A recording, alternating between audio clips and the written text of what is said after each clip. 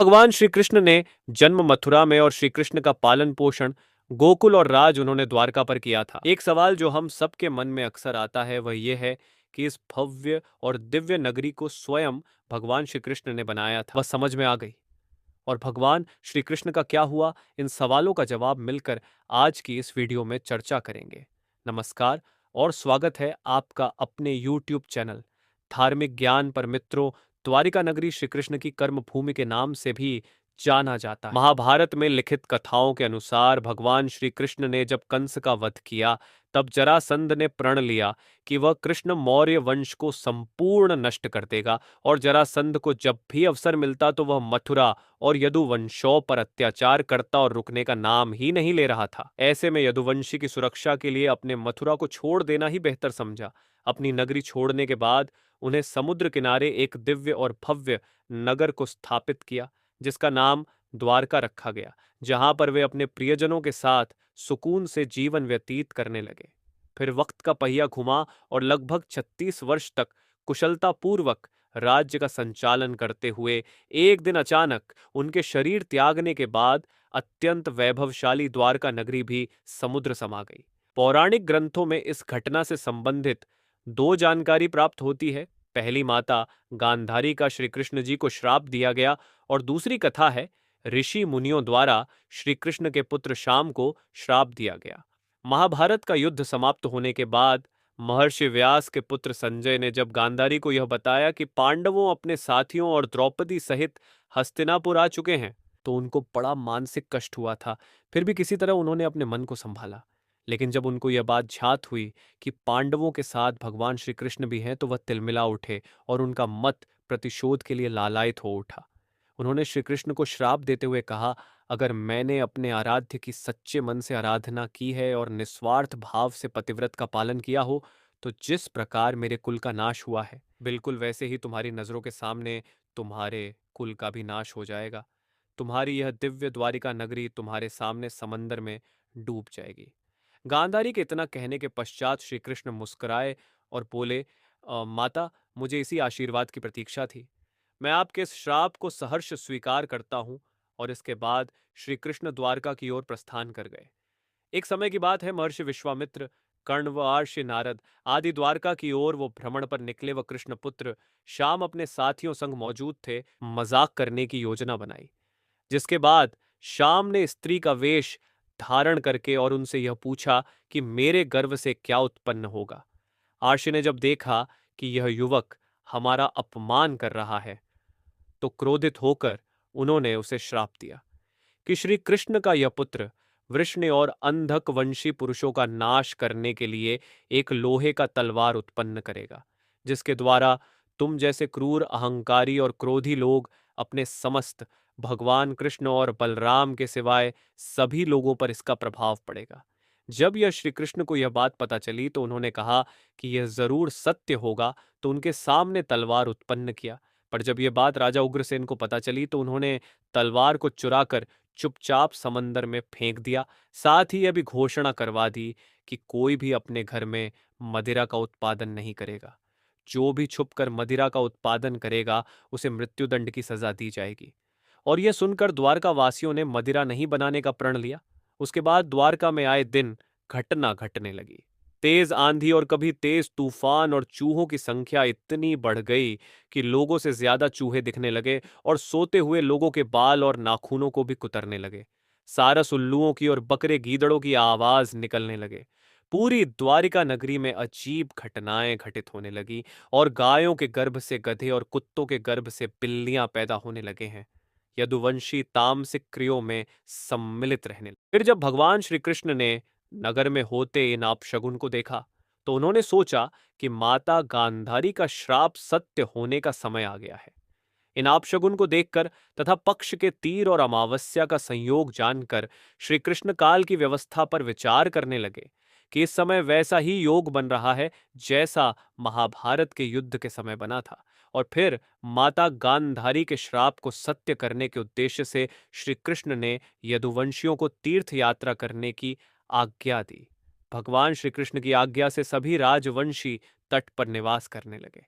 एक दिन जब अंधक और वृषनिवंशी आपस में वार्तालाप कर रहे थे, तभी संतति ने आवेश में आकर कृतिवर्मा का उपहास और अनादर कर दिया।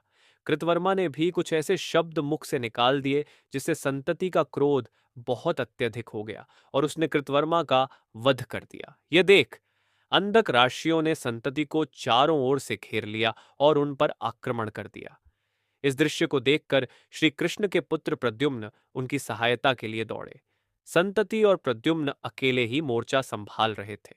अंधकवंशियों की संख्या अधिक होने के कारण उन्हें पराजय का सामना करना पड़ा और युद्ध में वह उनके हाथों मारे गए और उनके पुत्र की मृत्यु से श्री कृष्ण को अत्यधिक क्रोध आया और उन्होंने एक मुट्ठी घास उखड़ी और जैसे ही घास हाथ में आती वह लोहे की तलवार बन जाती है। ऐराशी मुनियों के श्राप के कारण ही ऐसा हुआ था। तलवार इतना ज्यादा शक्तिशाली था कि उसके एक ही वार से किसी का भी वध हो सकता था और इस प्रकार यदुवंशी आपस में ही युद्ध करके मरने लगे। श्री कृष्ण के देखते ही देखते शाम अनिरुद्ध की मृत्यु हो गई। इसके बाद श्री कृष्ण का रौद्र रूप देखने को मिला है और उन्होंने सभी सूरमाओं का वध कर डाला। अंत में श्री कृष्ण और उनके सारथी तारुक ही शेष बचे। भगवान कृष्ण ने तारुक से कहा, तुम इसी क्षण हस्तिनापुर जाओ और अर्जुन को सारी घटना विस्तार से बताकर उसको यहां ले आओ। तारुक ने उनकी आज्ञा का पालन किया। उसके पश्चात श्री कृष्ण ने बलराम को इस स्थान पर रहने के लिए कहकर महल वापस लौट आए और पिता वसुदेव को घटना से अवगत कराया, जिसको सुनकर उन्हें बहुत दुख हुआ। श्री कृष्ण ने अपने पिता से बोला कि जब तक अर्जुन नहीं आ जाता तब तक स्त्रियों की रक्षा करने का दायित्व आप संभालेंगे, क्योंकि वन में बलराम मेरा इंतजार कर रहा है। मैं उन्हीं के पास जा रहा हूं। नगर में स्त्रियों की चीख पुकार मचाने लगी।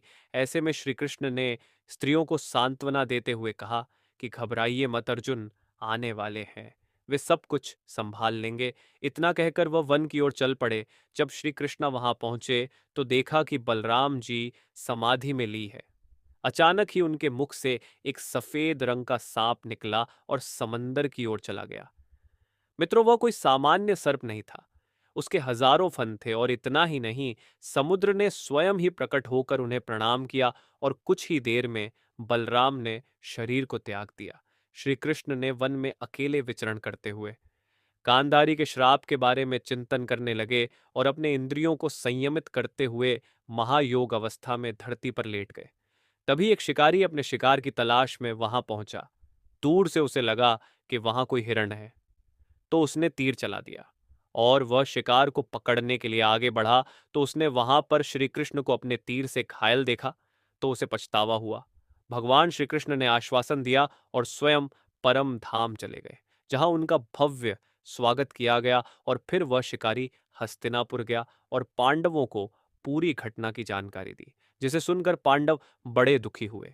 दूसरी तरफ अर्जुन भी द्वारका पहुंच गए थे। वहां की स्थिति देखकर उनके मन को बड़ा दुख हुआ था। श्री कृष्ण की रानियों ने जब अर्जुन को देखा तो उनकी आंखों से भी अश्रु की धारा निकल पड़ी। इस दृश्य को देखकर अर्जुन की आंखें भी नम हो गई। वहां का पूरा माहौल ही शोकमय में हो गया। वसुदेव भी वहीं उपस्थित थे। उन्होंने अर्जुन को श्री कृष्ण का संदेश बताते हुए कहा कि द्वारिका नगरी समुद्र में डूबने वाली है, इसीलिए आप नगरवासियों को लेकर किसी सुरक्षित स्थान पर चले जाइए। वासुदेव जी की बातें सुनकर अर्जुन ने सभी मंत्रियों को बुलाने के लिए कहा। मंत्रियों के आते ही अर्जुन ने कहा कि मैं सभी नगरवासियों को यहां से इंद्रप्रस्थ ले जाऊंगा, क्योंकि शीघ्र ही इस नगरी को समंदर अपने में समा लेगा। सभी मंत्री तुरंत अर्जुन की आज्ञा के पालन में लग गए। अर्जुन ने वह रात श्री कृष्ण के महल में गुजारी और अगली सुबह श्री कृष्ण के पिता वासुदेव जी ने प्राण त्याग दिया और उनका अंतिम संस्कार किया। इस चिता में वासुदेव जी की पत्नी देवकी, भद्रा, रोहिणी और मदिरा भी चिता पर बैठ गई। इसके बाद अर्जुन ने प्रभास तीर्थ में मारे गए समस्त यदुवंशियों का भी अंतिम संस्कार किया। सातवें दिन अर्जुन श्री कृष्ण के परिजनों तथा सभी नगरवासियों को साथ लेकर इंद्रप्रस्थ की ओर चल पड़े। उन सभी के जाते ही सोने से सजी द्वारका नगरी भी समुद्र में डूब गई। इस दृश्य ने सभी को आश्चर्य में डाल दिया था। इस प्रकार से द्वारिका नगरी में मित्रों आज सनातन धर्म समृद्ध और संपन्न प्रतिवक्त वक्त पर सामने आते रहते हैं।